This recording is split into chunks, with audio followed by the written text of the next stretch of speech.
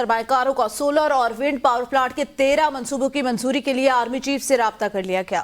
सरमाएकारों ने मंसूबों में हायर रुकावटें दूर करने के लिए आर्मी चीफ को खत लिख दिया। SIFC से ब्यूरोक्रेसी के अमल दखल को खत्म करने का मुतालबा कर दिया। इस खबर से मुतल्लिक आपको बता रहे हैं कि सरमायाकारों का 13 मंसूबों की मंजूरी के लिए आर्मी चीफ से राबता। सरमायाकारों का मंसूबों में हायल रुकावटें दूर करने के लिए आर्मी चीफ को खत लिख दिया गया। सरमायाकारों का सोलर और विंड पावर प्लांट के 13 मंसूबों की मंजूरी के लिए आर्मी चीफ से राबता हुआ है। इस मुतल्लिक बात करेंगे शाहिद अजमल से। शाहिद, कहिएगा खत में मजीद क्या लिखा गया?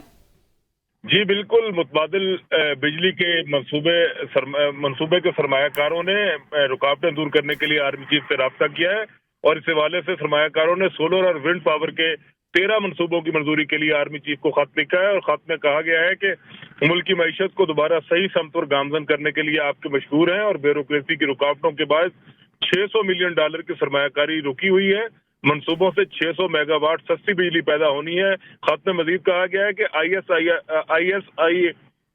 SIFC के तहत मंसूबों की मंजूरी दी जाए और SIFC से ब्यूरोक्रेसी के अमल दखल को खत्म किया जाए। हमारे मंसूबों की मंजूरी साबिक वजीर आजम शहबाज शरीफ की एक 7 रुकनी कमेटी ने दी है।